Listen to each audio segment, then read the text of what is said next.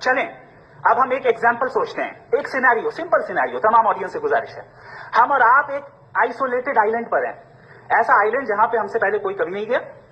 चलते चलते आपके सामने अचानक आपने देखा एक पिंक कलर की बॉल पड़ी हुई है।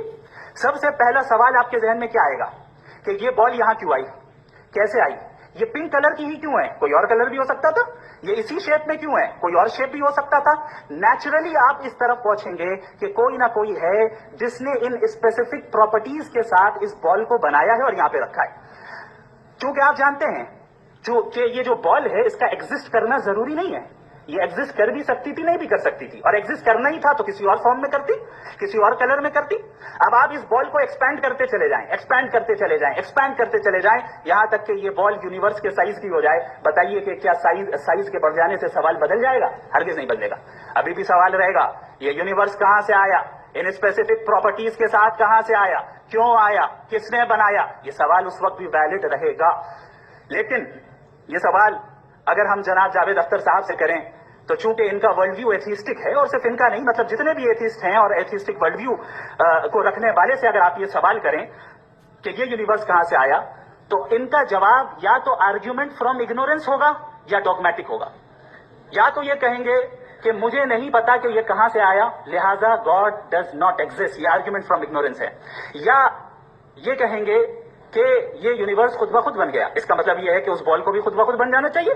लेकिन बॉल के ताल्लुक से ये एक्सप्लेनेशन एक्सेप्ट नहीं की जाएगी कि खुद ब खुद बन गई, लेकिन यूनिवर्स के ताल्लुक से कर दिया जाएगा। इसे हम दूसरे अल्फाज में डॉगमा भी कह सकते हैं। दूसरी चीज, हमारे जावेद अख्तर साहब जरूर गॉड ऑफ गैप्स की मिसाल भी जरूर देंगे, और मिसाल देंगे कि पहले जमाने में बिजलियां कड़कती थी तो लोगों ने किसी एक खुदा की तरफ, और बारिश होती थी तो दूसरे खुदा की तरफ मंसूब कर दिया, उनके पास दलील नहीं थी। ये हमारा वर्ल्ड व्यू है ही नहीं, ये हमारा वर्ल्ड व्यू है ही नहीं, क्योंकि नेचुरल फिनोमेना के प्रोसेस की इंटरप्रिटेशन को जान लेने से यह कहां से साबित हो गया कि गॉड एग्जिस्ट नहीं करता है। इस पर मैं इंशाअल्लाह अभी आगे बात करूंगा। आप हजरात ये भी देखेंगे, और मैं ये एक्सपेक्ट करता हूं कि हमारे रिस्पेक्टेड जनाब जावेद अख्तर साहब जरूर इमोशनल आर्ग्यूमेंट्स भी देंगे, जो कि एक लॉजिकल फैलेसी है जब बात आती है ट्रुथ को डिसाइड करने में। क्यों? मिसाल के तौर पर वो कहेंगे कि अगर गॉड है तो इविल क्यों एग्जिस्ट करता है, जबकि मैं कहता हूं इविल का एग्जिस्ट करना गॉड के एग्जिस्ट करने की दलील है, उसके खिलाफ नहीं है।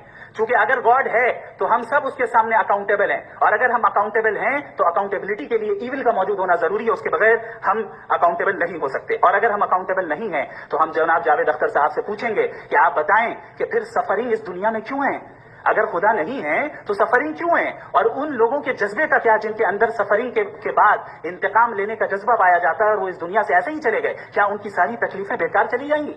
अब आ जाए उसी एग्जाम्पल की तरफ कि बॉल, मुझसे अगर कोई पूछे इस बॉल को किसने बनाया, और या इस एक्सपेंडेड बॉल को किसने बनाया, मैं कहूंगा कि चूंकि ये यूनिवर्स और इस यूनिवर्स की तमाम चीजें कॉन्टिंजेंट है। कॉन्टिंजेंट होने का मतलब ये होता है कि जो अपने एग्जिस्टेंस पे किसी के ऊपर डिपेंड करती हो, तो जाहिर है ये यूनिवर्स कॉन्टिंजेंट है। और अगर कोई चीज कॉन्टिंजेंट नहीं है तो मैं रिक्वेस्ट करूंगा कि मुझे दिखा दें कि कौन सी चीज यूनिवर्स में कॉन्टिंजेंट नहीं है, हम भी जरा गौर कर लें और हम भी देख लें। और जब कॉन्टिंजेंट चीजें मौजूद हैं तो फिलोसोफर्स की इस्तिलाह के मुताबिक, हम उस टर्मिनोलॉजी के मुताबिक हम उस जगह तक पहुंचते हैं और उस हस्ती तक पहुंचते हैं जिसे नेसेसरी बीइंग कहा जाता है, कि ये वो नेसेसरी बीइंग है जिसका मौजूद न होना नामुमकिन हो। क्योंकि अगर ये मौजूद ना हो तो सारी चीजें एग्जिस्टेंस में आएंगी ही नहीं, और ये सारी कॉन्टिंजेंट चीजें उसी के ऊपर डिपेंड करती हैं। अब अगर आप ये सवाल करते हैं कि फिर उस हस्ती को किसने बनाया, फिर उसका कॉज क्या है, फिर उसका कॉज क्या है, फिर उसका कॉज क्या है, और एंडलेसली चले जाएं, इसे हम कहते हैं इन्फिनिट रिग्रेस ऑफ कॉजेस, जो कि लॉजिकल फैलेसी है। कॉन्सेप्चुअली इन्फिनिटी पॉसिबल है। मिसाल के तौर पर न्यूमेरिकल्स 1 2 3 गिनते चले जाएं, इन्फिनिट नंबर है।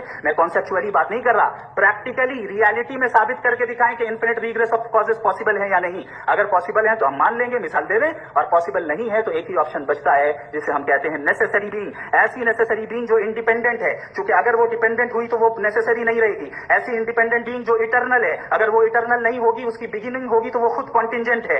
ऐसी बीइंग जो पावरफुल है, क्योंकि कॉन्टिंजेंट को एक्चुअलाइज करने के लिए पावर चाहिए। ऐसी बीइंग जो इंटेलिजेंट है और नॉलेजेबल है, क्योंकि ये यूनिवर्स स्पेसिफिक फॉर्म और स्पेसिफिक लॉज ऑफ नेचर के तहत प्रिसाइजली चल रहा है। Thank you. थैंक यू मुफ्ती साहब।